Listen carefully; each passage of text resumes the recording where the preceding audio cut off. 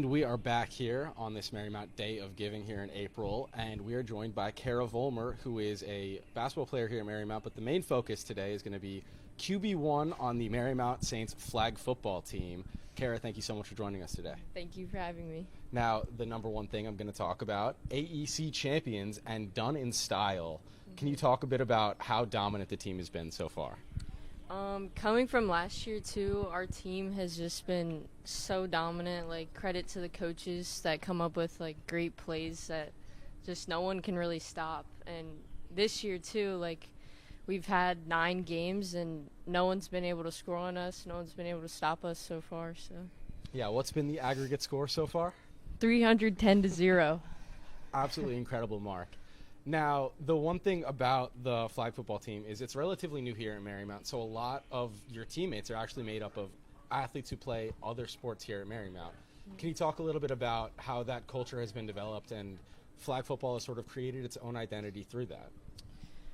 It's super fun because, like, you get track athletes, swimmers, basketball. There's a bunch of basketball players, so it's really fun to mix the sports and get like people from different sports, and you make new friends, and it just great athletes make a great team. And flag football in the Atlantic East Conference actually getting some recognition in the NFL level. Can you talk about how that experience was, you know, the NFL recognizing you overall and just how you see the game growing from here? That was super cool. I saw it on my Instagram, and I was like, dang, that's pretty cool. But I think that flag football is going to take off, especially with, like, the media surrounding it, like the NFL reposting it. I think that's going to become really huge in these next few years. And how do you see flag football growing here at Marymount as well? I think another thing is we're winning rings and we're dominating, so I think it's just going to grow even more. We're probably going to get the best recruits because of how good we've been doing, so that's just going to take off. And as it is Day of Giving, can you talk a little bit about the fundraising side of things and how bringing some money in today might help grow the program in that sense? That would grow the program a lot because, you know, we're just starting off, so any sort of donation would be great to get uniforms, get practice stuff, more footballs, like anything would help grow. And yeah, most teams, you know, they've been around the block a few times, so they've got an alumni base. Flag football is still very new, so not all that many alumni to call on.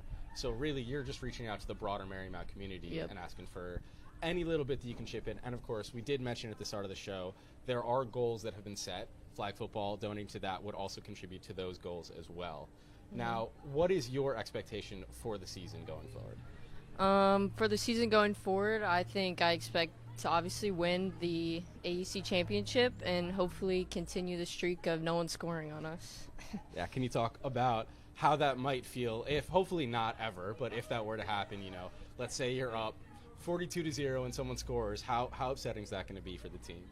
I think my coach would absolutely freak out on the sideline. I think he would go crazy, and so it would just be a very sad moment, but it would be okay. It would all be okay. All right, well, Cara, thank you so much for taking the time out of your day to join us here on this Day of Giving, and good luck to the rest of your season. Thank you.